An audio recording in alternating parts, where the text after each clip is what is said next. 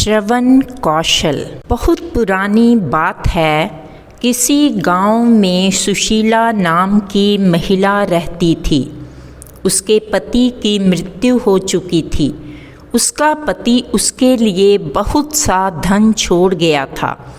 सुशीला बहुत भली और दयालु महिला थी। वह सबकी सहायता करती थी। उसके पास जो भी जाता खाली हाथ न आता, लेकिन उसकी कोई संतान नहीं थी। एक दिन सुशीला अपने बाग में सैर कर रही थी। उसने वहाँ एक पक्षी देखा। वह घायल था। उसका पंख टूटा हुआ था। वह पीड़ा से छटपटा रहा था। सुशीला उसे घर ले आई। सर्दियों के दिन थे। उसने उसे गर्म गर्म दूध पिलाया।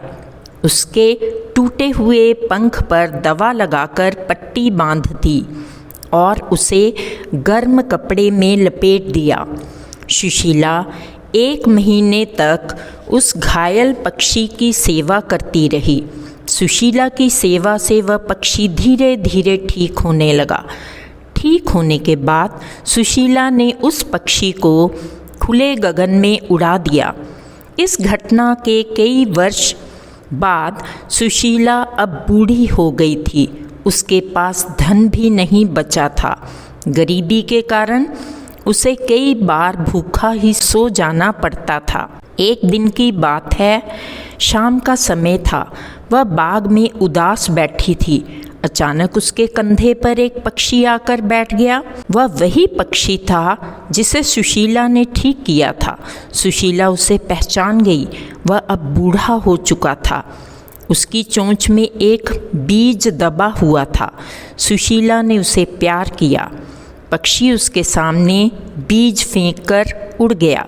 सुशीला ने उस बीज को बाग के एक कोने में दबा दिया। एक दिन उसके द्वार पर एक यात्री आया। उसने सुशीला से कहा, माँ, मैं बहुत दूर से आया हूँ। मुझे बहुत भूख लगी है।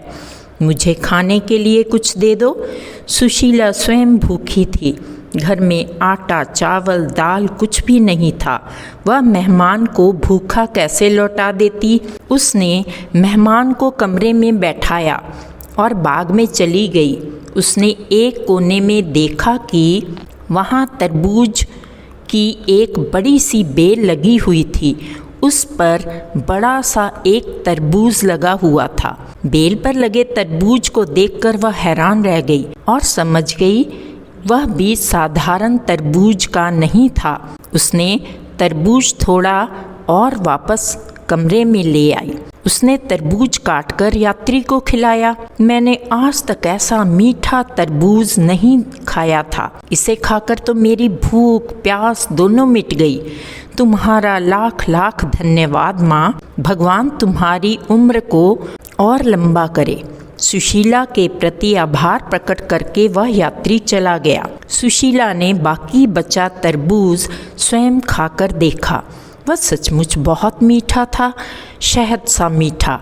उसने मन ही मन पक्षी को धन्यवाद दिया। सुशीला के घर पर लगे असाधारण तरबूज की बेल की चर्चा दूर दूर तक फैल गई। उस तरबूज की बेल की यह खासियत थी कि उस पर एक ही तरबूज लगता था। तरबूज तोड़ने के कुछ ही देर बाद बेल पर पुनः दूसरा तरबूज लग जाता था। आते जाते यात्री सुशीला के यहाँ तरबूज खाने के लिए अवश्य रुकते। धीरे धीरे सभी सुशीला को तरबूज वाली अम्मा कहने लगे। अब छात्र दिए गए प्रश्नों के उत्तर लिखेंगे। धन्यवाद।